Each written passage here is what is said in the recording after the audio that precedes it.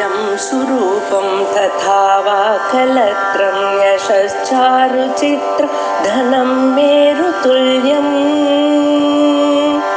मनश्चेन लग्नं गुरोरङ्घ्रिफन्ने ततः किं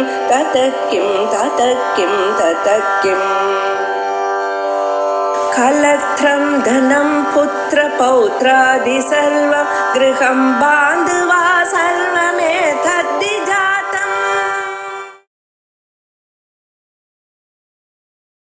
हरिः ओम् श्री गुरुभ्यो नमः। हरिः ओम् स्तुतिस्मृतिपुराणानाम् आलयम् करुणालयम् नमामि भगवत्पादम् शङ्करम् लोकशङ्करम् शङ्कराचार्यम् केशवम् बादरायणम् सूत्र भाष्य कृतौ वन्दे भगवन्तौ पुनः पुनः नारायणम् पद्मभूम् वसिष्ठम् शक्तिम् च तत्पुत्र पराशरम् च व्यासम् सुकौ गौडपदम् महान्तम् गोविन्द योगीन्द्रमतास्य शिष्यम् श्री शङ्कराचार्यमतास्य पद्मपादम् च हस्तामलकम् च शिष्यम् तम् तोडकम् वाक्यकारमन्यान् अस्मद्गुरून् सन्ततमानतोऽस्मि सदाशिवसमारम्भाम् भगवत्पादमध्यमाम् अस्मदाचार्यपर्यन्ताम् वन्दे गुरुपरम्पराम्।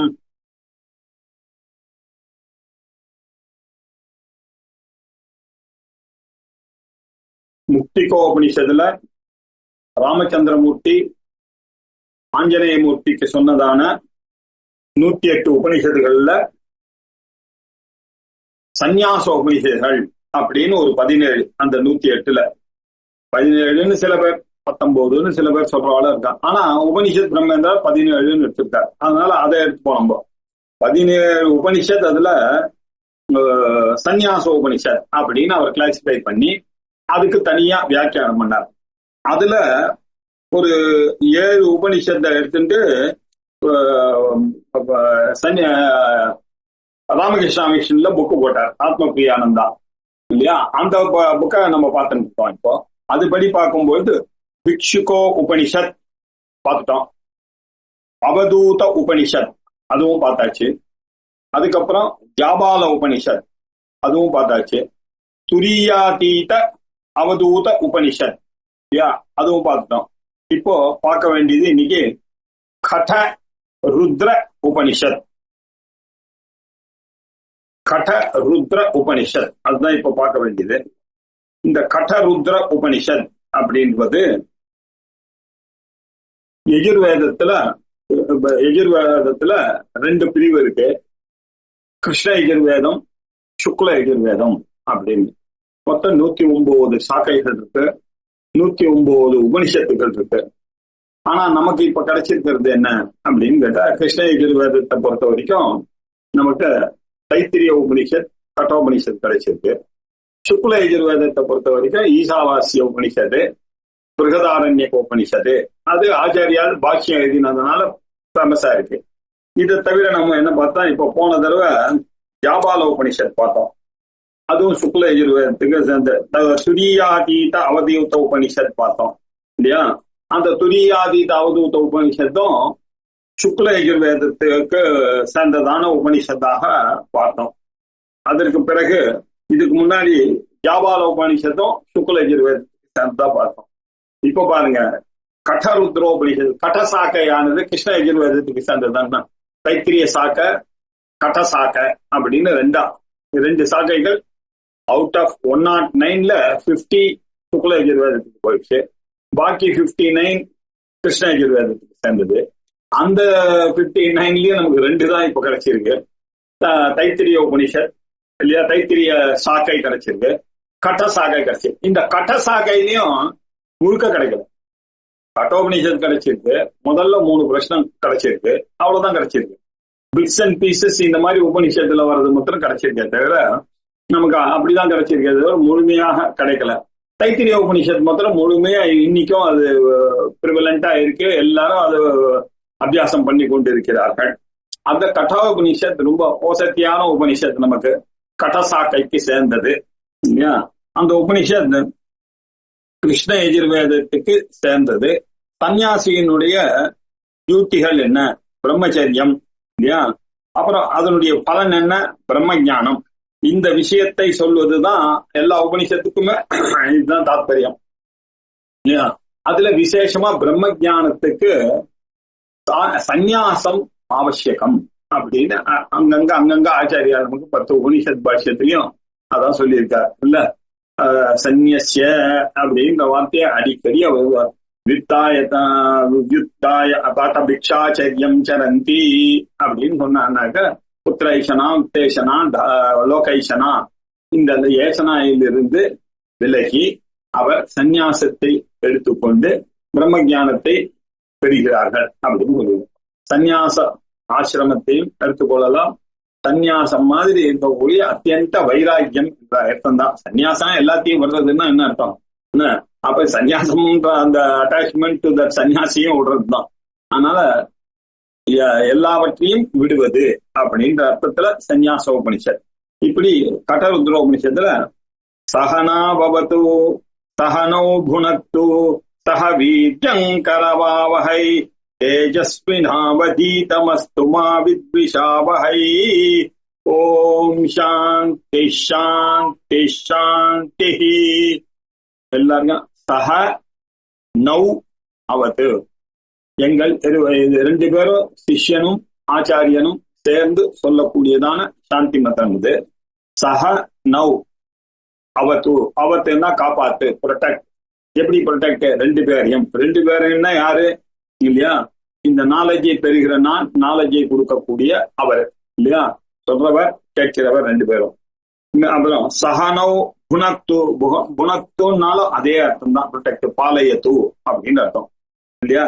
சகனோ புனக்து சக வீரியம் கரவாவகே. 2 பேருமே நான் உன்னிப்பாக கவனிக்க வேண்டும், வீரியத்தோட கவனிக்கணும். அவரும் கரெக்டா எனக்கு புரியுற மாதிரி சொல்லணும் இல்லையா? 2 காரியங்களும் சேர்ந்தாதான் ஒரு நாலேஜ் ஏற்படும் இல்ல. அவரும் நான் புரிந்துகிற வகையில சொல்லணும். அவர் என்ன சொல்றாரோ அதை நான் ஒண்ணு கிடக்க ஒண்ணு புரிஞ்ச கூடாது. இப்படி சக வீரியம் கரவாக 2 பேரும் ஒரே காரியத்தை கரவா வகை அப்படின்னா டூயல் செய்வோமாக அப்படின்ற அர்த்தம். தேஜஸ்வினாவதீதமஸ்து. 2 பேருமே இல்லையா தேஜஸ்வியா இருக்கணும். கேட்கக்கூடிய சாமர்த்தியம், புரிந்து கொள்ளக்கூடிய புத்தி சாமர்த்தியம், சொல்லக்கூடிய சாமர்த்தியம், அதை எனக்கு தெரியாம சொல்லக்கூடிய அறிவு, 2 இருந்து கொண்டு இருக்க வேண்டும். இந்த 2 அவசியம். அது 2 மறக்கம் அப்படின்னு ஒரு பிரார்த்தனை. அப்புறம் மா வித்விஷாவஹை. மா வித்விஷாவஹை இல்லையா? மா அப்படின்னா டோன்ட் இல்லையா? மனாஹை மாதே சங்கோஸ்த கர்மணி. மா டோன்ட்னா மா வித்விஷா. எங்களுக்குள்ள அண்டர்ஸ்டாண்டிங் கரெக்ட், டிஸ்ஹார்மனி வரக்கூடாது. அவர் என்ன சொல்றாரோ அது நான் புரிந்து கொள்ள வேண்டும், நான் என்ன சொல்லுகிறேனோ அது அவர் புரிந்து கொள்ள வேண்டும் அப்படின்னு சொல்லியிருக்காரு. இந்த கட்டோபனிஷத்துல ஆச்சாரியால் கட்டோபனிஷத்துக்கு பாஷ்யம் எழுதும் போது இந்த சகனா பவது அப்படின்ற விஷயத்தை ரொம்ப அழகா சொல்லியிருக்கார். முதல்ல சகனோ அவத்துன்னு போட்டிருக்கார். திருப்பி சகனோ 2 ஒரே அர்த்தம் போல இருக்கே அப்படின்னு சொன்னா அதுக்கு அர்த்தம் அப்படி இல்ல. வித்யாஸ்வரூப பிரகாசனேன. பாருங்க, முதல்ல சொன்னது 2 பேர் சகனோ, எங்க 2 பேரையும் காப்பாத்துன்னு சொன்னதனுடைய அர்த்தம் என்னன்னா, அவர் எனக்கு வித்தியினுடைய ஸ்வரூபத்தை சொல்றார் இல்லையா? நான் அந்த வித்தியினுடைய ஸ்வரூபத்தை புரிந்து கொள்கிறேன். அது ஒரு பலன் இல்லையா? அதுக்கு ஒரு ப்ரொடெக்ஷன் ஒண்ணு. இன்னொன்னு இருக்கு, வித்யா பல பிரகாசனேன. செகண்ட் எதுக்காகன்னா, ஞானத்தினுடைய இம்பார்ட்டன்ஸ் சொன்ன மாத்திரம் போதாது, ஞானத்தினுடைய பலனான முக்தியிலையும் இருக்கக்கூடிய இம்பார்ட்டன்ஸை புரிந்து கொண்டு அவர் எனக்கு முக்தியை தர வேண்டும், அந்த ஞான பலத்தை நான் அடையும்படி செய்ய வேண்டும், நான் அந்த ஞான பலத்தை அடைய வேண்டும் அப்படின்றதுக்காக சகனோ அவத்து சகனோ குணத்து அப்படின்னு சொன்னார்னு விசேஷமா சொல்லியிருக்காரு. சுவாரஸ்யமாக ஆச்சாரியால் சொல்லப்பட்டது கட்டோபனிஷத்துல. அதனால அதை தான் நம்ம ஸ்மரிக்கணும். ஏன்னா நம்ம கிட்ட பாஷ்யம் இருக்குது. அதனால ஓம் சகனா பவது சகனோ புனக்து சக வீர்யங்கரவாவஹை தேஜஸ்வினாவதீதமஸ்து மா வித்விஷாவஹை. ஓம் சாந்தி சாந்தி சாந்தி.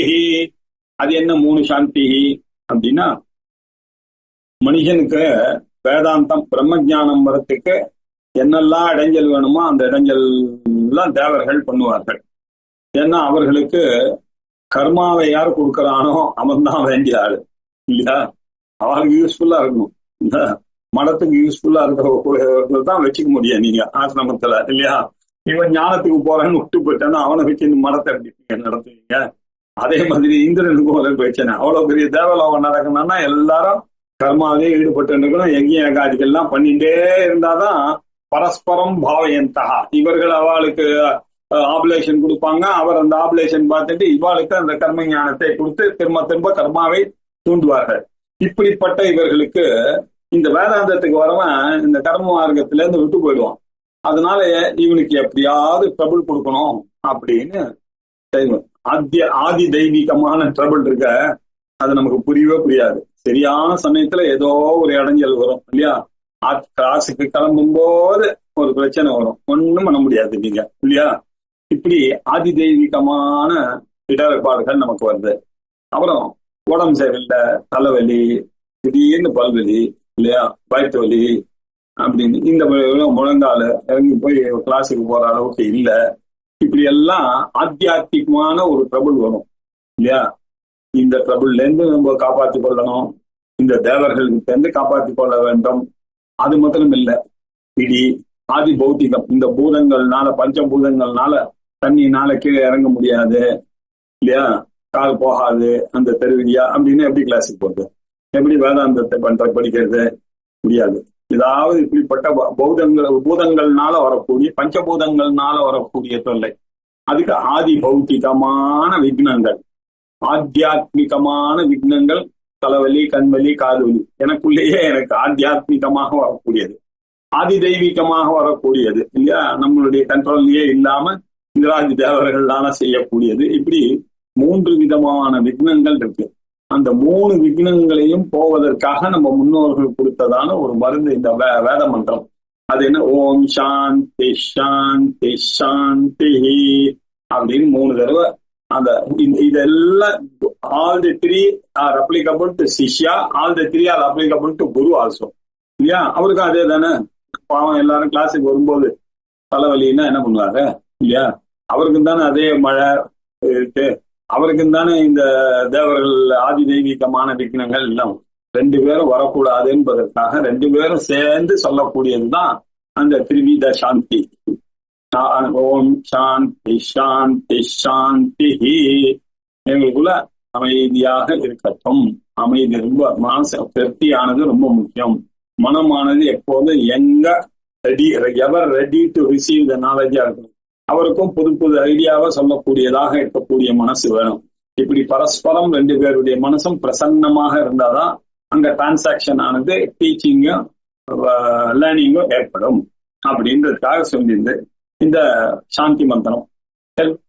எல்லா உபனிஷத்தும் சாந்தி மந்திரத்தோட சொல்லிதான் உபனிஷத் ஆரம்பிக்கிறது அப்படின்னு ஒரு சம்பிரதாயம். அதனால எந்த உபனிஷத்தா இருந்தாலும் சாந்தி மந்திரத்தை சொல்லிட்டு அதுக்கப்புறம் ஆரம்பிக்கணும். இப்ப இந்த உபனிஷத்துல பிரம்ம வித்யா அத்தியனம் இப்ப எப்படி ஆரம்பிக்கிறது அப்படின்னா, இந்த பிரம்ம வித்யை அத்தியனம் பண்ணணும். அத்தியனம் அப்படின்னாக்க மேல ஒருத்தர் உச்சா அனுச்சானும், மேல இருக்கிற வேதம் அனுச்சாச்சாரியோ அந்தே வாசினம் அனுசாஸ்தி சத்யம் வத தர்மம் சர. மேல இருக்கிறவர் ஆசிரியர் சொல்றார், ஆசான் சொல்றார், கீழே இருக்கக்கூடிய சீடர் அதை திருப்பி ரிப்பீட் பண்றார். இந்த அத்தியனம் அப்படின்னு பேரு. இந்த அத்தியனம் அப்படின்னா அக்ஷர கிரகணம் அத்தியனம் அப்படின்னு வச்சிருக்கேன். இது சின்ன பசங்களுக்கு தேவைதானே. முதல்ல மனப்பாடம் பண்ண வரும், அதுக்கப்புறம் தான் வாய்ப்பாடலும் சொல்லி கொடுக்கணும். சொல்லி கொடுத்துட்டு அதுக்கப்புறம் அந்த அப்ளிகேஷன் சொல்லித்தாங்க முதல்ல. அதே மாதிரி வேதத்தை முதல்ல நொற்று பண்ற மாதிரி இவர் சொல்லுவார், இவர் 2 தடவை ரிப்பீட் பண்ணுவார். பஞ்சாதி 50 ஆனவுடனே நிறுத்துவார், திருப்பி முதல்ல இருந்து இவன் சொல்லி பிராக்டிஸ் பண்ணணும். இப்படி திரும்ப போட்டு இப்படி டெய்லி அவருக்கு சொல்லணும். அது அத்தியனம் அப்படின்னு வச்சுட்டு இருக்காரு. இப்போ ஆச்சாரியா பூர்வ மீமாம்சகா அதை ஒத்துக்கல. வெறும் வேதத்தை வெறும் அச்சர கிரகணம் மாத்திரம் அத்தியனம் ஆகாது, அர்த்தவதி ஞானம் அத்தியனம் அப்படின்ட்டா. அர்த்தத்தோட கூடிய என்னதான் நீங்க ஒரு குழந்தைக்கு ஆப்பிள் சொல்லி கொடுக்கணும்னா கூட கையில ஆப்பிள் வச்சுதான் சொல்லி தரேன். இவ்வளவு பெரிய வேதத்தை சொல்லி கொடுக்கும் போது அர்த்தம் தெரியாம சொல்லி கொடுத்தாருனாக்கா என்ன அர்த்தம் இல்லையா. அர்த்தத்தோட படிக்கும். வேத பாஷ்யத்தோடையும் வேத அங்கங்களோடையும் படிக்கக்கூடியதுக்கு பேர் தான் அத்தியனம்னு பேரு. இது அத்தியனம்னு சும்மா என்கரேஜ் பண்றதுக்காக சொல்லக்கூடியது. வேத அத்தியனம் பண்ணிருக்கார். வேத அத்தியனம் பண்ணிருக்காருன்னா என்ன புரிஞ்சுப்பா பெரியவா, அங்கத்தோட அர்த்தத்தோட எந்த நீங்க பகுதியை எடுத்துக்காட்டாலும் அவர் பார்த்து ரெஃபர் பண்ணி உங்களுக்கு சொல்லுவார் அப்படின்ற அர்த்தம், அர்த்தத்தை சொல்லுவார் அப்படின்னு. அதுக்கு பேர் தானே அத்தியனம்னு பேரு. இப்படி பிரம்ம வித்தியை இப்படித்தான் படிக்கணும். நம்ம அந்த அத்தியனம் மாதிரி கொஞ்சம் அக்ஷர கிரகணம் அத்தியனமா புரிந்து கொண்டான்னாக்க வேதாந்தத்துல பிரயோஜனமே இல்லை, அக்ஷரத்துக்கு வேல்யூவே இல்லை. அதுல இருக்கக்கூடிய தத்துவம் இருக்க ஜீவ பிரம்ம ஐக்கியம் தான் தத்துவம். அந்த தத்துவத்தை சொல்லக்கூடியது அப்படின்ற அர்த்தம் பிரம்ம வித்யா அத்தியனம். தேவாஹவை பகவந்தம் அப்ருவன் அதீஹி பகவன் பிரம்ம வித்யாம் தப் பிரஜாபதிர் அப்ரவீத். தேவா வை முன்னொரு காலத்தில் தேவர்கள்லாம் இருந்தார்கள். அவை இண்டீட் அவர்கள்லாம் என்ன பண்ணார்கள், பகவந்தம் பகவந்தம் தேவர்களுக்கெல்லாம் பகவான் யாரு, பிரம்மாஜி இல்லையா, பிரஜாபதி பகவான் பிரஜாபதி அவர்கள் இந்த தேவர்கள் எல்லாம் இந்திராதி தேவர்கள் எல்லாம் இந்திரன் வாயு யமன் எல்லா தேவர்களும் அணுகினார்கள். தேவாகவை பகவந்தம் அப்ருவன் அந்த பகவானை பார்த்து, பகவானை பகவந்தம் இல்லையா அப்ருவன் பகவந்தம் பகவான் பகவானுடைய குணங்களை பிரசன்ட் கண்டினியூஸா கூட்டிக் கொண்டு சேர்த்து வைத்துக் கொண்டிருக்கக்கூடியவர்கள் பகவந்தா மகாந்தகான்னு கிருந்தந்து மகானாகவும் இருந்து மகத்துவத்தோட இன்னும் இருந்து கொண்டு பிரசன்ட் கண்டினியூஸா இருக்கக்கூடிய நீங்கள் எல்லாம் சேர்ந்து எங்களுக்கு அனுகிரகம் பண்ணுங்க மகாந்தோன்னு கிருந்தந்து அப்படின்னு சொல்றோம். ததாஸ்து அப்படின்னு அவர்கள் சொல்றாரு.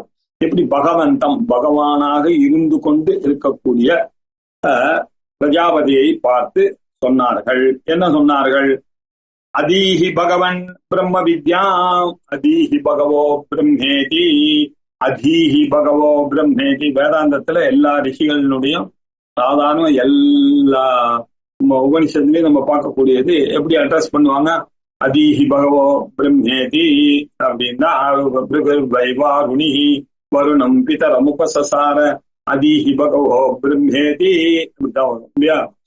பிரம்மத்தை எனக்கு அதீஹி அப்படின்னா நான் புரிந்து கொள்ளும்படி அத்தியனம் பண்ணும்படி அத்தியாபகராக இருந்து கொண்டு நீங்கள் இதை எனக்கு எடுத்து செல்லும் பிரதிபாத்தியம் பண்ணுங்கள்.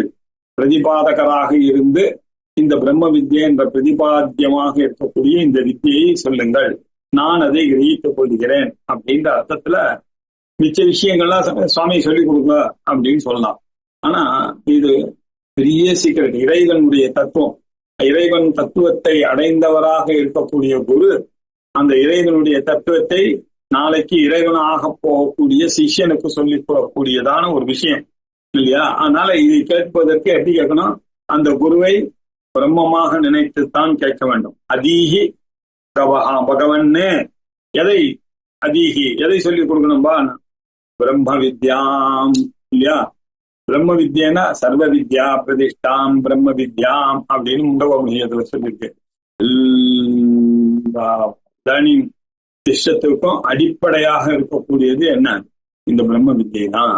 அப்பேற்பட்ட அந்த பிரம்ம வித்யை ஏ பகவான் ஏ பிரஜாபதியே அதீஹி எங்களுக்கு சொல்ல வேண்டும் அப்படின்னு கேட்டார். கேட்டவன அவர் ரொம்ப முகமா இருந்தார். சஹா பிரஜாபதி அப்ரவீத் அவரை என்ன பண்ணார், பிரஜாபதியும் அந்த பிரம்ம வித்யை அவர்களுக்கு சொல்ல ஆரம்பித்தார் அப்படின்னு அர்த்தம். சொன்னார் அப்படின்னா என்ன, பின்னாடியே வரப்போகுது. பிரம்ம வித்யா அங்க சந்நியாச நிரூபணம். பிரம்ம வித்யனா என்ன, அந்த பிரம்ம வித்யைக்கு அங்கங்கள்லாம் இருக்குப்பா. அந்த அங்கங்களுடைய அந்த அங்கமாக இருக்கக்கூடியது சந்நியாசம். பிரம்ம வித்யை வேணும்னா முதல்ல உனக்கு வர வேண்டியது வைராக்கியம். எல்லாத்தையும் விடணும் விடணும் விடணும் என்றதுதான் உன்னுடைய சிந்தனையில வரணும். எல்லாத்தையும் விட்டவனுக்குத்தான் இந்த பிரம்ம வித்தியானது புரியும். பிரம்ம வித்யை என்பது என்ன, ஜீவ பிரம்ம ஐக்கியமானது பிரம்மன். பிரம்மசூத்திரத்துல சொல்லும் போது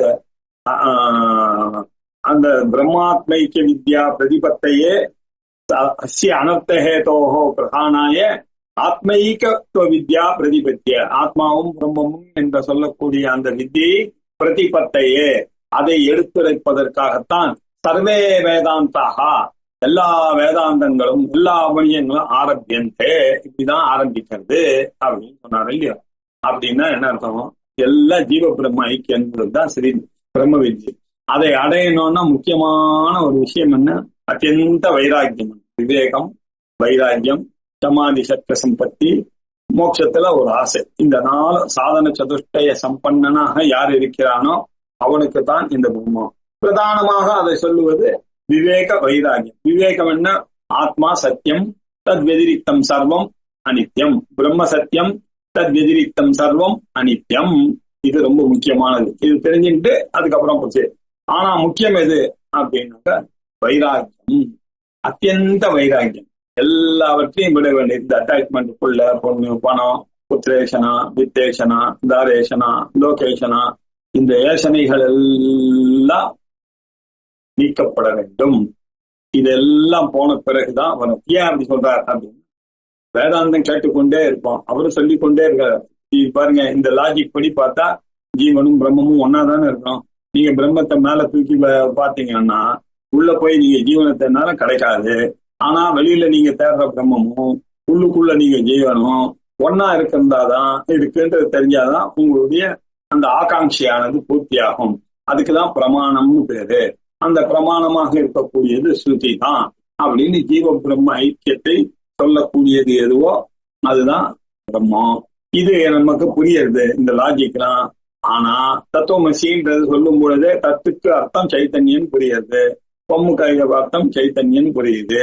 அசின்னா நான் பிரம்மமாக இருக்கிறேன், சைத்தன்ய ஆங்கிள் நானும் பகவானும் ஒண்ணுன்னு புரியுது. ஆனாலும் புரியல. அது எதனால?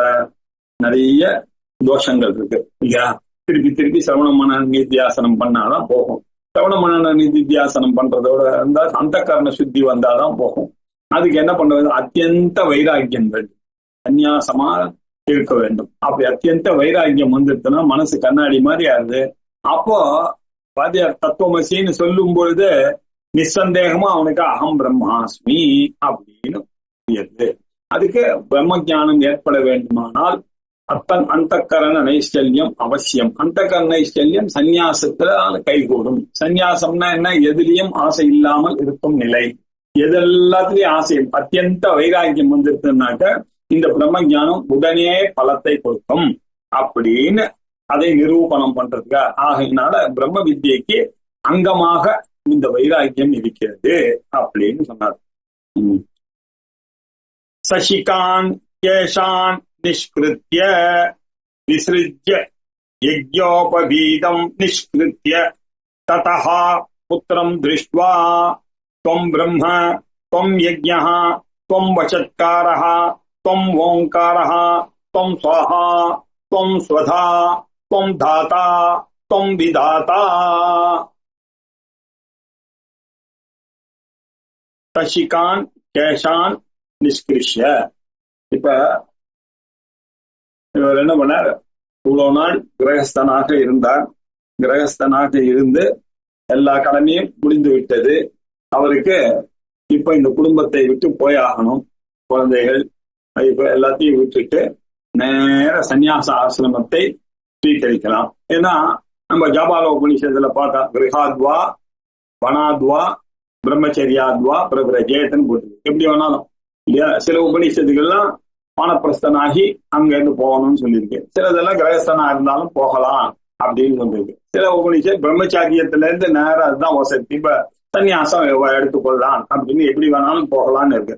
இப்ப இந்த உபநிஷத்தை பொறுத்தவரை நம்ம எப்படி புரிந்து கொள்ள வேண்டியிருக்கு? அவர் சிகையோட இருந்திருக்கார் இல்லையா அப்படின்னு சொன்னாங்க. ஒருவேளை அவர் வானப்பிரஸ்தனா இருந்தாலும் சிகையோட தான் இருப்பார். வானப்பிரஸ்தனாக இருந்தும் போயிருக்கலாம், கிரேஸ்தனாக இருந்தும் போயிருக்கலாம், இல்ல குட்டீச்சக பகூதகனாக இருந்தும் சிகையை வைத்துக் கொண்டு பாரம் சன்னியாசியாக எப்படி வேணாலும் புரிந்து கொண்டுக்கலாம். ஆனா முக்கியம் என்ன அப்படின்னா, இங்க புத்திரம் பிரதி சொன்னதுனால கிரகஸ்தன் நம்ம புரிந்து கொள்ள வேண்டும். வானப்பிரஸ்தனா இருந்தா பசங்களை விட்டு அவங்க போயிடுறாரு இல்லையா.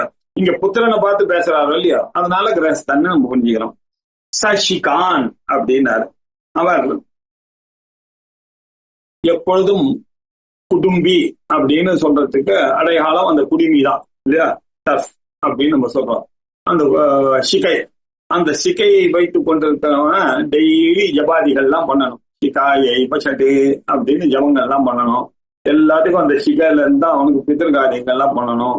குளிச்சுட்டு வரும்போது அந்த சிகையை வந்து முன்பக்கம் விட்டு தண்ணி போட்டாதான் பித்திருக்களுக்கு போய் அது ஜலம் ஆகாரமாக அமைக்கிறது. இப்படிப்பட்ட நியமங்கள்லாம் இருக்கிறதுனால இந்த குடும்பஸ்தனுக்கு ரொம்ப முக்கியமாக கருதப்படுவது அந்த குடுமி இல்லையா.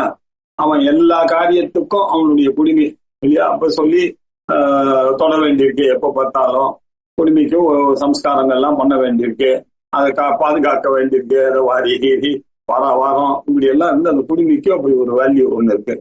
திடீர்னு அந்த வேல்யூ உடனோன்னா ரொம்ப கஷ்டம் இல்லையா. அதான் கிடையாது. சன்னியாசானன் நீ குடுமையை நீ சாக்ரிஃபைஸ் பண்ணான்னா எதை வேணாலும் சாக்ரிஃபைஸ் பண்ணுவோம் சார், குடுமையை முதல்ல முடியாதுன்ற அளவுக்கு அட்டாச்மெண்ட் வந்துடும் இல்லையா. அதை விட வேண்டும் அப்படின்றது அதான் சன்னியாசம். எது உங்களுக்கு ரொம்ப அது அந்த காலத்துல இப்ப நமக்கெல்லாம் இல்லாததுனால அதனுடைய வேல்யூ சொன்னாதான் தெரியும். அந்த காலத்தெல்லாம் ரொம்ப 4 வர்ணத்துக்காரனும் சிகை இல்லாம இருந்ததே கிடையாது. நீங்க பாத்தீங்கன்னா தெரியும், பழைய காலத்து போட்டோஸ் எல்லாம் 1920s போட்டோஸ் எல்லாம் பாத்தீங்கன்னா கூட தெரியும். மதுரை இந்த போட்டோ எல்லாம் வருது, ஆனா எல்லாரும் சிகை வச்சுட்டு இருப்பாங்க. எல்லாரும் சிகை. நம்ம ஊர்ல சிகைக்கு அவ்வளவு ஒரு வேல்யூ இருந்தது. சிகை இல்லாதவர்களை புருஷனா அங்கீகாரம் பண்ணாத ஒரு காலம் இருந்தது இல்லையா. அந்த சிகையை சாக்ரிஃபைஸ் பண்ணிட்டாங்க. இந்த தர்ம விமர்சனம்னு ஒரு புக்ல இந்த பஞ்சதேசிகள்லாம் வியாக்கியானம் எழுதியிருப்பாரு. அவருடைய அப்பா ஞானானந்த சரஸ்வதி அப்படின்ற ஒரு ஞானானந்த பாரதி என்னுடைய அப்பா, அவர் என்ன பண்றாரு, அவர் ஒரு புத்தகம் எழுதிட்டார் தர்ம விமர்சனம் அப்படின்னு. அதுல இந்த சிகையை விட்டதுனாலதான் இவ்வளவு பிரச்சனைகள்லாம் வந்தது அப்படின்னு திட்டிருக்காரு. நமக்கு தெய்வத்தின் குரல்ல காஞ்சி பெரியவரும் அதை பத்தி பேசியிருக்காரு. எல்லாம் விதவாஸ்திரி மாதிரி இருக்காங்க. இப்ப இருக்கிற ஆம்பளைங்கெல்லாம் பார்த்தாலே நமக்கு போக்கால வருது, எப்படி இந்த தர்மமானது பாதுகாக்கப்படும் அப்படின்னு கிண்டல் பண்ணியிருக்காரு. அதனால குடும்பத்து சிகைக்கு அவ்வளவு இம்பார்ட்டன்ஸ் இருக்கு. சசிகான் கேஷான் நிஷ்கிருஷ்ய, இப்படி சிகையோட இருக்கக்கூடியவர்கள் சன்னியாசம் எடுத்துக்கிறதுக்கு முன்னாடி என்ன பண்ணணும்னா அந்த அட்டாச்மெண்டா இருக்கக்கூடிய அந்த சிகையை எடுக்க சொன்னோம். இது வரைக்கும் அவன் பண்ணாத காரியம். சவுளம் பண்ணும்போது கூட கொஞ்சம் டப்பு வச்சுதான் பண்ணான், எடுத்ததே கிடையாது. அது கூட அப்பா சவுள கர்மா பண்ணும் பொழுது இந்த திக்கு அந்த திக்கு 4 பக்கமும் சவுளம் பண்ணி அவ்வளவு அழகாக பண்ண குடுமை கடைசி வரைக்கும் அவன் எடுக்கவே இல்லை. இப்போ சன்னியாசம் எடுக்கணும்ன்றதுனால அவன் கூடவே பிறந்ததுல இருந்து கூட வந்த அந்த சிகையை நடுவில் எக்காரணத்தை கொண்ட மொட்டையெல்லாம் அடிக்கப்படுறது அதெல்லாம் சம்பிரதாயத்துல இல்ல. இதுதான் பிற்காலத்துல வந்தது. சிகைக்கு சவுள கர்மா ஆயிடுச்சுன்னா அவ்வளவுதான். சவுள கர்மா வரைக்கும் எதுவும் தலையை தொடமாட்டார்கள் 2 வருஷம் அவன் வரைக்கும். 2வது வருஷம் ஆயிடுச்சுன்னா வாத்தியார் சவுள கர்மா பண்ணிடுவார். அதான் பண்ணிட்டு அவர் சொல்லிட்டு போயிட்டாரு, இன்னும் 3 வருஷம் பாரு, நான் இப்ப நல்லா பேச வந்துருச்சுன்னாக்க உனக்கு புனலை போட்டு இல்லைன்னா 7 வயசுல போட்டுரு அப்படின்னு சொல்லிட்டு போயிட்டாரு. இப்படி வளர்த்ததான அந்த சிகையானது அதை நீக்க வேண்டும். சன்னியாசம் எடுக்கணும்னா அவ்வளவு அட்டாச்சா வளர்ந்த அந்த சிகைக்கு முதல்ல ஒரு தீர்மானம் நீக்கணும் அப்படின்னு. நிஷ்கிருஷ்ய, அதுக்கப்புறம் இன்னொரு வார்த்தை போறார், விசிறிஜ அப்படின்னா டிஸ்கார்ட் பண்ணணும். அப்படின்னா என்ன அர்த்தம், அந்த அட்டாச்மெண்ட்டை கூட சேர்ந்து விடணும். இந்த அட்டாச்மெண்ட் ஏதோடய வரமுட, இந்த பாடிக்கும் உனக்குமே சம்பந்தம் இல்லை, என்னடா இந்த சிகையோட ஒரு அட்டாச்மெண்ட் அப்படின்ற அர்த்தம் இல்லையா. அதை போக்க வேண்டும். போக்க விசிறிச்சிய யஜ்ஞோபவீதம் நிஷ்கிருத்திய, யஜ்ஞோபவீதம் பூனல் போட்ட அந்நியிலேருந்து இது வரைக்கும் இல்லையா க்ஷணமபி இருந்தது கிடையாது. அப்படி இருந்துச்சுன்னா பிராயஷ்சித்தம் பண்ணோம், காயத்ரி பண்ணோம். அப்படி பூனலோட இருக்கிறது. யஜ்ஞோபவீதம் இல்லாம எந்த கர்மா பண்றதுக்கும் அருகதை இல்லை. யஜ்ஞோபவீதம் இல்லாம ஒரு கர்மா பண்ணாக்கா அது என்ன பிரயோஜனம் இல்லையா. சந்தியாவந்தனம் யஜ்ஞோபவீதம் இதெல்லாம் இல்லாம எந்த கர்மாவும் பண்ண முடியாது.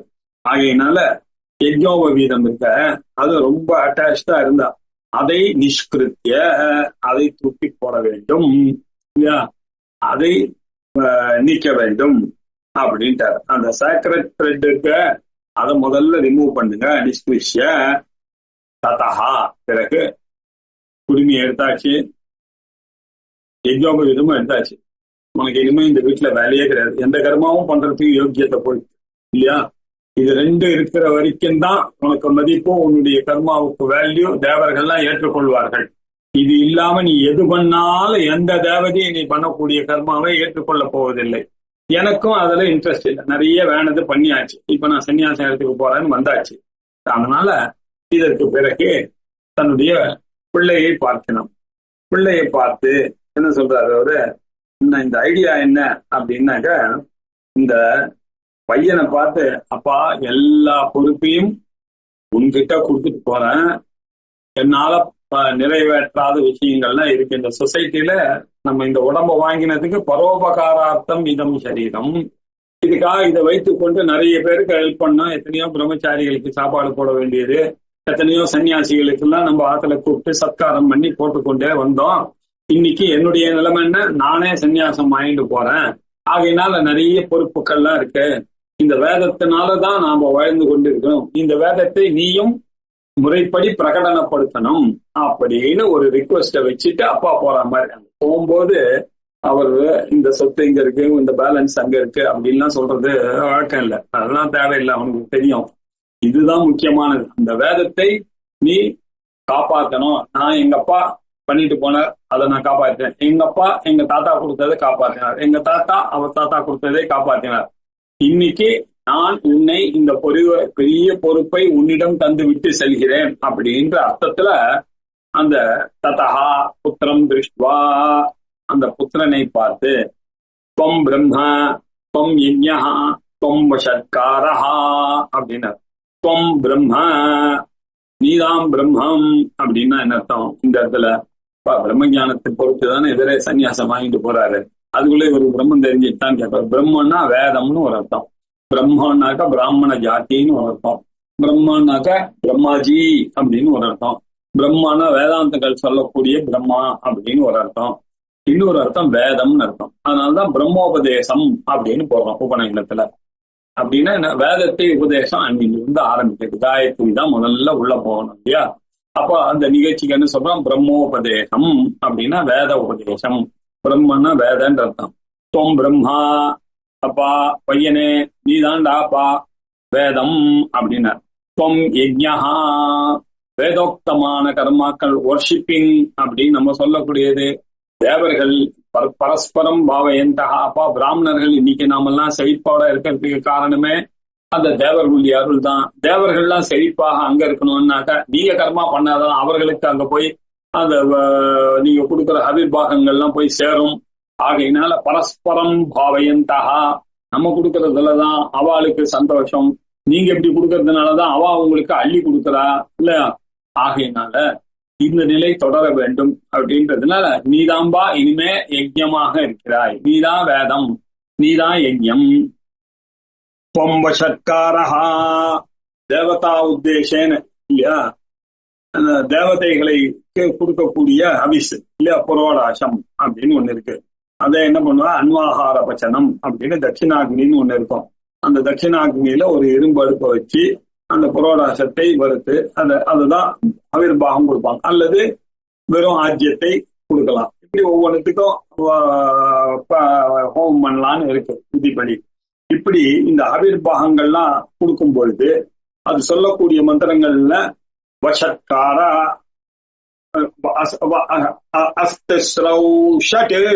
அப்படின்னு கத்தினோடனே அங்க முதல்ல அந்த அத்வரிய என்ன பண்ணுவார், அதை எடுத்துப்பார், ரெண்டு கையில சிறுக்குல அந்த புரோடாசத்தை வைப்பார். அதெல்லாம் அங்க என்ன சொல்லியிருக்கோ அவ்வளவு ஆஜ்யத்தை விட்டு அப்படியே எதிர்க்க நிற்பார். எதிர்க்க நின்று அப்படியே அந்த பிரம்மாவை பார்ப்பார். பிரம்மா உடனே ஹோதாவை பார்ப்பார் ரிக்வேதிய. அவர் என்ன பண்ணுவார், இவன் இப்படி இருக்குன்னு வச்சுங்க, இப்படி இருக்கு, அந்த பக்கம் காரகபத்தியம் இருக்கு, இவன் இங்க நின்றுட்டு அந்த ஆகவனியத்துல அத்வரியுவானவர் அந்த ஹவிஸை கொடுக்கணும். இங்க பக்கத்துல இருக்கக்கூடிய ரிக்வேதி ஹோதாவானவர் உடனே அந்த தேவதையை கூப்பிடுவார். ஆஸ்ராவய அப்படின்னு ஆக்னேந்திரன் பிரம்ம அங்க பக்கத்துல இருந்த கூப்பிடுங்க, இவர் ரெடி ஆயிட்டார் அத்வரியோ, ஆஸ்ராவயன்னு ஒரு கத்துவார். உடனே இவர் அந்த சூக்தத்தை சொல்லுவார். சூக்தம் சொல்லி முடித்த பிறகு அங்க இருக்கக்கூடிய ஆக்னேந்திரன் ஒரு கையில ஒரு சின்ன கத்தி மாதிரி ஒண்ணு ஒரு தர்பையில சுத்தி வச்சான். அப்படின்னு ஒண்ணு பிரம்மாவை பாப்பார். அவர் கண்ணு காமிச்ச உடனே அப்படியே அந்த அத்வரியமானவர் எஜுர்வேதியானவர் அதுல போடுவார். இதுக்கு வஷத்காரத்தை சொல்லி போடுகிறார் அப்படின்ற அர்த்தம். இப்படி இந்த யாகம் வேதம் என்ன, அதனால வரக்கூடிய அந்த யஜ்யம் என்ன, அதுல கொடுக்கக்கூடிய திரவியம் என்ன, தேவதா உத்தேசேன கொடுக்கக்கூடிய திரவியம் எல்லாம் நீதாம்பா எனக்கு என்ன இதெல்லாத்தையும் விட்டுட்டு போறான் உன் பொறுப்பு இல்லைன்ற அர்த்தம். ஓங்காரஹா துவம், எல்லாத்துக்கும் ஓம் சத்து, அந்த 3 வார்த்தை இல்லாம எந்த காரியமும் ஆசை கிடையாது இல்லையா? எல்லாம் ஓம்னு சொல்லிதான் கூப்பிட்டுட்டே வந்துவிட. அப்படிப்பட்ட அந்த வேதம் என்ன, யஜ்யம் என்ன, வசத்காரம் என்ன, ஓங்காரம் என்ன, எல்லாம் நீதான். அது எப்ப பார்த்தாலும் பண்ணி கொண்டிருந்த ஹோமங்கள்ல நிறைய சுவாகாரம், சுவாஹா சுவாஹா அப்படின்னு சொல்லி கூப்பிட்டுருந்தேன். சுவாஹா என்றால் என்ன? அக்னியினுடைய ஆத்துக்காரி அப்படின்னு புரியறதுக்காக சொல்றது. அந்த சுவாகாரத்தின் மூலமாக, கிரணங்கள் மூலமாகத்தான் நாம பண்ணக்கூடிய கர்மாக்களுடைய அந்த அந்த கணக்கானது அப்படியே அந்த கிரணங்கள் வழியா போய் சூரிய பகவான் கிட்ட ஒரு அடை மாதிரி ஒண்ணு தான். அந்த அடை மாதிரி, தேனடை மாதிரி சூரியன்ல, அந்த சூரியன்ல ஒரு பாகம் யஜுர்வேதத்துக்கு, ஒரு பாகம் ரிக்வேதத்துக்கு, ஒரு பாகம் சாமவேதத்துக்கு, ஒரு பாகம் அதர்வ வேதத்துக்குன்னு சொல்லியிருக்கு இல்லையா? அதுல போய் இன்ன கோத்திரத்தை சேர்ந்த இந்நாள் இந்த சங்கல்ப நீங்க பண்ணல இல்லையோ, அந்த கணக்கு படி போய் உங்களுடைய கணக்குல போய் அந்த தேனத்தையில போய் சேரும் இல்லையா? அதை எடுத்துக்கொண்டு செல்பவள் தான் இந்த சுவாஹா அப்படின்னு அர்த்தம். இந்த சுவாஹா ரொம்ப முக்கியம் இல்லையா? இல்லையா? வேதம் எவ்வளவு முக்கியமோ, யஜ்யம் எவ்வளவு முக்கியமோ, வசத்காரம் எவ்வளவு முக்கியமோ, ஓங்காரம் எவ்வளவு முக்கியமோ, அவ்வளவு முக்கியமான சுவாஹாவும் நீதாண்டாப்பா அப்படின்னு அவனை பார்த்து சொல்றாரு. தொம் ஸ்வதா, அது மாத்திரம் நான் கிரகஸ்தனா இருந்த வரைக்கும் எல்லாருக்கும் பித்திருக்கர்மா பண்ணியிருந்தேன். எங்க அப்பாக்கு, எங்க தாத்தாக்கு இல்ல வசுரூபமாகவும், ருத்ர ரூபமாகவும், ஆதித்ய ரூபமாகவும் இருந்து கொண்டு எங்க அப்பா அம்மா தாத்தா, எங்க அம்மா பாட்டி, கொள்ளு பாட்டி, அதே மாதிரி மாதாமகம் அம்மாவனுடைய அப்பா தாத்தா இல்லையா, பாட்டி, அந்த பாட்டி, பாட்டிக்கு பாட்டி, கொள்ளு பாட்டி, எள்ளு பாட்டி, இப்படி தவறாமல் கொடுத்து கொண்டே வந்துட்டு இருக்கோம். எங்க அப்பா கொடுத்தாரு, எங்க தாத்தா கொடுத்தாரு. நம்ம வம்சம் இந்த உலகம் இருக்கிற வரைக்கும் இருந்து கொண்டே இருக்குன்றதுக்காக தான் இப்படி எல்லாம் பண்ணிட்டே இருக்கோம். இந்த பூமியில நதிகள் இருக்கிற வரைக்கும், மலைகள் இருக்கிற வரைக்கும் நம்ம குடும்பமும் இருக்கணும் அப்படின்றதுக்காக பித்திருக்கள் லோகத்துல இருக்கவா சத்தியமா இருந்தாதான் அவளுடைய ஆசீர்வாதம் நமக்கு வேணும் அப்படின்றதுக்காக அவருக்கு ஸ்வதா நமஸ்தர்ப்பயாமி, ஸ்வதா நமஸ்தர்ப்பயாமி அப்படின்னு ஸ்வதா ஸ்வதா அப்படின்னு ஹோமம் பண்ணி, பார்வண ஹோமங்கள்லாம் பண்ணி, தர்ப்பணாதிகள்லாம் பண்ணி கொண்டிருந்தேன். அந்த சுதாவையும் உன்னிடம் ஒப்படைக்கிறேன் இல்லையா? நான் போயிட்டு உடனே அவர்கள் எல்லாம் விடாம கவனி அப்படின்னு அர்த்தம். தொம் ஸ்வாஹா தொம் ஸ்வதா தொம் தாதா. அப்பா நீதாம்பா கிரியேட்டர்னு, நீயே வேதம்னு சொல்லிட்டேன்னா என்ன அர்த்தம்? நீதான் கிரியேட்டர், நீதான் தாத்தா, நீதான் விதாத்தா. அது மாத்திரம் இல்ல, நீதான் நன்றாக பிரிச்சு விசேஷமாக இந்த உலகத்தை பகுத்து நடத்தி கொண்டிருக்கக்கூடியவரும் நீதான் அப்படின்னு தன்னுடைய பிள்ளையை சாட்சாத் பிரம்மமாகவே கருதி அவன் சொல்லுகிறான் அப்படின்னு இதெல்லாம் பிரம்மாஜி சொல்றார். என்னை நினைத்துதான் இவர்கள் தாத்தா விதாத்தான்னு அவர் தான் இல்லையா? அவன் அந்த புத்திரனை பார்த்து சொல்றான், அப்பா புத்திரா, நீதான் பிரம்மா, நீதான் யஜ்யம், நீதான் வசத்காரம், நீதான் ஓங்காரம், நீதான் சுவாஹா, நீதான் சுதா, நீதான் தாத்தா, நீதான் விதாத்தா இப்படின்னு சொன்ன உடனே பையன் புரிஞ்சுக்கிட்டான். ஓஹோ இப்படி சொல்றாரு அப்பா அப்படின்னா என்ன அர்த்தம்? அவர் இவ்வளோ நாள் அவர் எல்லா காரியமும் பண்ணிட்டு இருந்தார். இதுதான் சான்ஸ். நம்ம வி ஷுட் டேக் அப். நம்ம அப்பாவுடைய விருப்பத்தை நிறைவேற்றுவதற்காகத்தானே இவ்வளவு கஷ்டப்பட்டு என்னை வளர்த்தார். அப்பேற்பட்ட அப்பாவுக்கு அந்த ஆசையை பூர்த்தி செய்ய வேண்டும் என்று அந்த பையனும் புரிந்து கொண்டான். அத புத்திரோ வததி அகம் பிரம்மா, அகம் யஜ்ஞः, அகம் வசத்காரः, அகம் ஸ்வாஹா, அகம் ஸ்வதா, அகம் தாத்தா, அகம் விதாதா, அகம் தொட்டா, அகம் பிரதிஷ்டாஸ்மி அப்படின்னு புரிந்து கொண்டான். புரிந்து அப்பா அப்பா கவலைப்படாதீங்க, நீங்க சொன்னதை புரிந்து கொள்கிறேன். நானே வேதமாக இருக்கிறேன், இனிமே நானே யஜ்யமாக இருக்கிறேன், நானே வசத்காரனாக இருக்கிறேன், நானே சுவாகாவாக இருக்கிறேன் இல்லையா? தேவகாரியங்கள் பண்ணும்போது சுவாகாவாக இருக்கிறேன், பித்திருக்காரியங்கள் பண்ணும்போது சொதாவாக இருக்கிறேன், நானே பிராஜனியை எல்லாம் உண்டு பண்ணும் பொழுது பிரம்மாஜி மாதிரி இருக்கேன். அவனை வளர்த்து நல்ல வழியா பிரம்மாஜி எப்படி நம்மளெல்லாம் காப்பிக்கிறாரோ அப்படி இருக்கிறேன். அப்படியே நான் ஸ்வஷ்டாவாக இருக்கிறேன். அப்படின்னா என்ன அர்த்தம்? நானே பேசிக் சப்போர்ட்டராக ஆர்கிடெக்டாக இருந்து எல்லாவற்றையும் நடத்துகிறேன். அகம் பிரதிஷ்டாஸ்மி, நீங்க சொன்ன அந்த வழியிலேயே இருந்து இதை முடித்து காட்டுகிறேன் இப்படி இருந்து அப்படின்னு சொன்னார். தானி அனுபிரஜன் ந ஆசிரமம் ந அஸ்ரும் ஆபாதையே. தானி, இப்படிப்பட்ட இந்த விஷயங்களை எல்லாம் அனுபிரஜன்னு, இப்படி எல்லாம் இது எல்லாத்தையும் நன்னா புரிந்து கொண்டு விட்டு விட்டு இல்லையா, பரிபுரஜத்தி அப்படின்னா விடுவது, அனுபிரஜன்னு. அதுக்கப்புறம் அஷ்ணும், அஷ்ணும் அப்படின்னாக்க கண்ணு இல்லையா, அனுபிரஜன்னு. அஷ்ணும் ஆபாதியே, அஷ்ணுபூர்ண குலக்ஷனா நம்ம இதுல கூட பார்த்திருக்கோம் பகவத்கீதையில. அப்படின்னாக்க ஒருத்தர் என்ன பண்ணா, இது சன்னியாசம் வாங்கும்போது கண்ணுல தண்ணி, ந அஷ்ணும் ஆபாதியே, கொஞ்சம் கூட கண்ணுல கலக்கமே வரக்கூடாது. சன்னியாசம் முழுக்க அப்படின்னா கணக்கம் வந்துட்டுன்னா என்ன அர்த்தம்? திருப்பி அவரை கொண்டு போய் வீட்டுல விட்டுருங்கன்ற அர்த்தம் இல்லையா? இன்னும் இஸ் நாட் ப்ரிப்பேர்ட் ஃபார் சன்னியாசம். இன்னும் கூட அட்டாச்மெண்ட் இருக்கு வீட்டோடைய இல்லையா, பொண்டாட்டி பிள்ளை கிட்ட அட்டாச்மெண்ட் இருந்ததுன்னாதான் கண்ணுல தண்ணி வரும். கண்ணுல தண்ணி வந்ததுன்னா என்ன அர்த்தம்? ஃபிட் ஃபார் சன்னியாசம் இல்ல, திரும்பி போ அப்படின்னு சொல்றது. இதை வரக்கூடாது. அதனால இதெல்லாம் பண்ணி எல்லாத்தையும் ஒப்படைச்ச வச்சுட்ட பிள்ளை கிட்ட, அதுக்கப்புறம் இன்னும் என்ன அட்டாச்மெண்ட், கிளம்பு அப்படின்னு அர்த்தம். அஷ்ணும் ஆபாதையே ந ஆபாதையே, உன்னுடைய கண்ணுல இருந்து நீர் வரக்கூடாது இல்லையா? ஏன்? எது அஷ்ணும் ஆபாதையே, ஒருவேளை அந்த கண்ணு கொஞ்சம் கலங்கித்தேன்னு வச்சுங்க, இதெல்லாம் பண்ணும் பொழுது சினிமா பார்த்தாலே கலங்குறது. பையன் அப்படி சொன்னா, அப்பா நீ கவலைப்படாத நான் போயிட்டு வரேன்னு சொல்லி கலங்கிட்டேன்னா இன்னும் அட்டாச்மெண்ட் இருக்குன்னு அர்த்தம். இன்னும் சினிமா பார்த்து இன்னும் அந்த ஸ்டேஜில் இருக்கக்கூடிய அப்பா தான் இவர் எங்க சன்னியாசம் எடுத்துக்கிறது. இப்படிப்பட்ட அப்பா எது அஷ்ணும் ஆபாதியே, இப்படி ஒருவேளை அந்த தண்ணியானது வந்ததே ஆனால் என்ன பிரஜாம் விச்சிந்தியா, உன்னுடைய குடும்பம் நாசமாயிடும். உனக்கு அந்த ஆசையே வந்திருக்க போகுது, உனக்கு தான் யுவர் நாட் ஃபிட். அப்ப எதுக்கு உனக்கு ஆசை சன்னியாசம் எடுக்கணும் போனத, ஒழுங்கா வீட்டுல இரு, சும்மா எனக்கு வேதாந்தம் படிக்கணும் எனக்கு வேணும்னு சொல்லிட்டு அந்த பையன் மேலேயோ இன்னும் அட்டாச்மெண்ட் இல்லாம வாய்ப்பு சும்மா சொன்னா இது பொய் தானே. அதனால உனக்கு என்ன அர்த்தம்? அந்த சமயம் வரும்போது கண்ணுல தண்ணி வந்துடுறது. தண்ணி வந்துடுத்துன்னு வச்சுங்க, நீ முதல்லயே விட்டா இருக்கணும். இதெல்லாம் வேண்டாம், வேதாந்த வரத்துக்கு முன்னாடியே யோசிக்கணும்.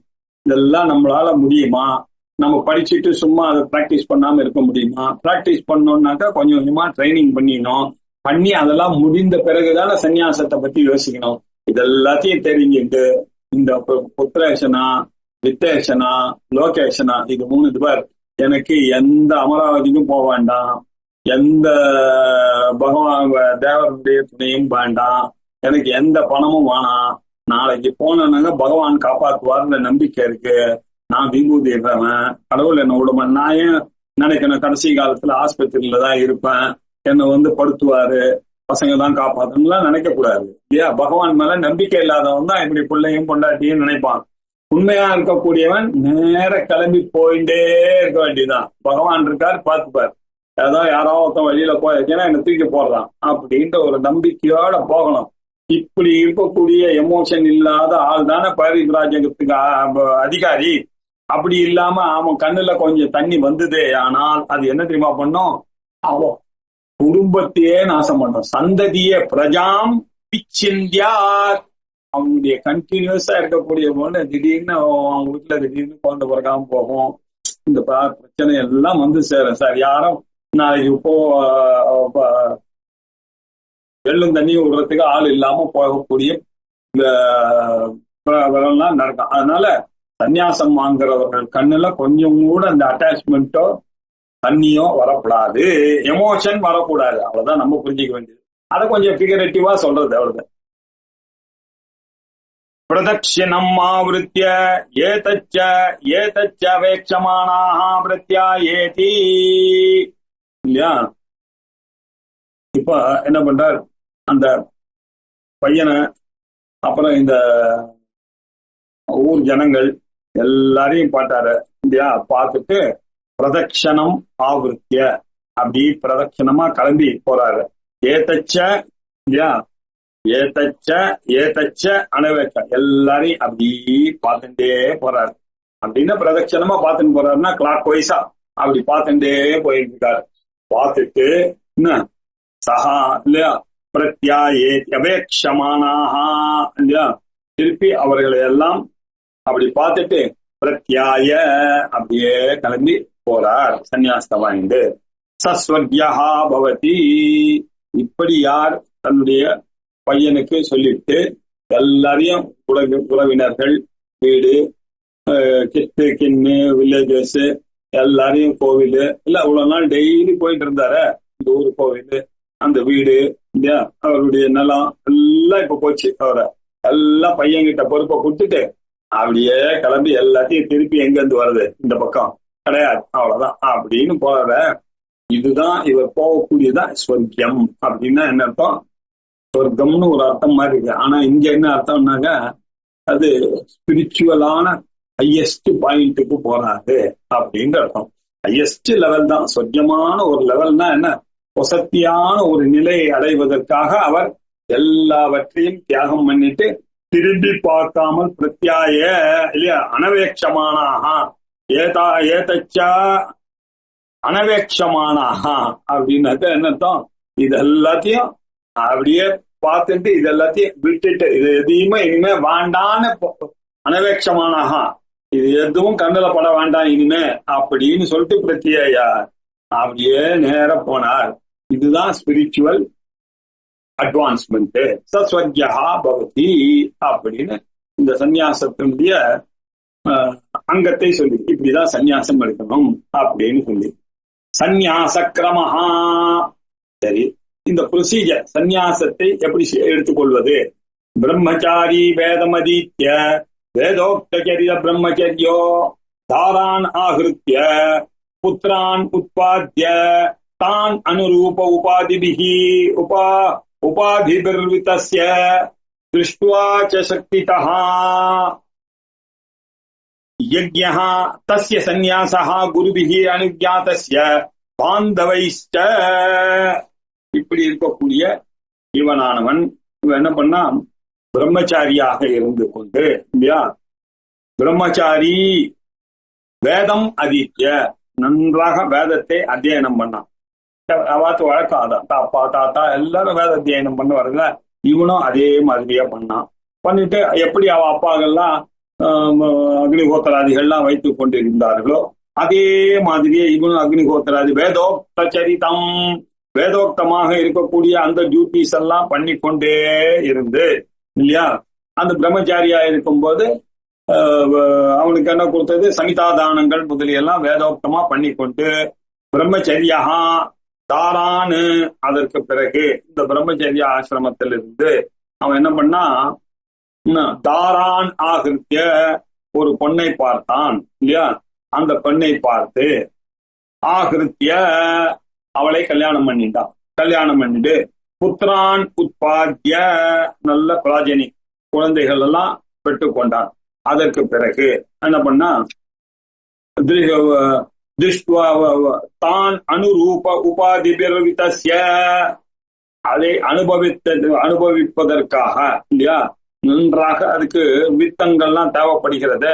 அது எல்லாத்தையும் தன்னுடைய எக்ஸ்பீரியன்ஸ்ல சம்பாதிக்க ஆரம்பித்து இல்லையா திருஷ்டுவாச்ச சக்திதா இப்படி ஆரம்பிச்சு அந்தந்த விஷயங்கள்லாம் வைத்துக்கொண்டு அந்த வேதத்துல சொல்லப்பட்டதான அந்த யஜ்ஞ யாகாதிகள்லாம் அவனுடைய சக்திக்கு ஏத்த மாதிரி யாவத் சக்தி இல்லையா இருக்கிற திரவியத்தை வச்சுட்டு யாவத் சக்தி நான் பண்ணுகிறேன் ஏற்றுக்கொள்ளுங்கள் அப்படின்னு யாவத் சக்தி அதை பண்ணிட்டு அதுக்கப்புறம் தஸ்ய யஜ்ஞா தஸ்ய சந்நியாசி அதற்கு பிறகு சந்நியாசத்தை எடுத்துக்கொள்கிறேன் இல்ல அப்படின்னு சொல்லி சந்நியாசம் பண்ணி குருபிகி அனுஜ்ஞாதஸ்ய அதுக்கப்புறம் குரு கிட்ட பர்மிஷன் வாங்கிட்டு அதுக்கப்புறம் பாந்தவைஷ்ட அப்படின்னு இதுல இருந்து என்ன தெரியுது, அந்த காலத்துலதான் சந்நியாசம் வாங்கறது முடிவு பண்ணோன்னு எல்லா கடமையும் உட்கார்ந்து தன்னை தானே டெஸ்ட் பண்ணிட்டு அதற்கு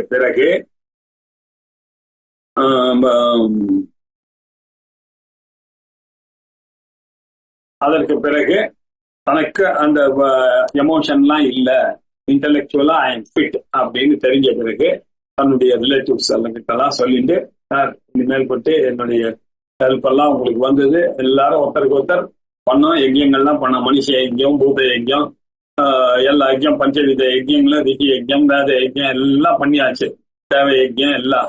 இனிமேல் போட்டு எல்லாத்தையும் விட்டுட்டு சன்னியாசத்துக்கு போகிறேன் அப்படின்னு தன்னுடைய பந்துக்களிடத்திலையும் தன்னுடைய குரு கிட்டையும், அம்மா இனிமேல் போட்டு போதும், நான் பிரம்ம ஞானத்துக்கு தயாராயிட்டேன் அப்படின்னு சொல்லி பையன்கிட்ட சொல்லிட்டு பையன்கிட்ட பொறுப்பெல்லாம் ஒப்படைச்சிட்டு இவர் கிளம்புறார். இதுதான் சன்னியாசம் அப்படின்னு அப்படி கதை மாதிரி ருச்சியாக சொல்லப்பட்ட உபனிஷத். இதனுடைய மேல் போர்ஷன் அடுத்த திங்கட்கிழமை அன்னைக்கு கிளாஸ் இருக்கு.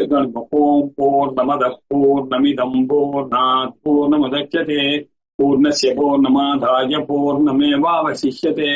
ஓம் சாந்தி சாந்தி சாந்தி. ஹரி ஓம்.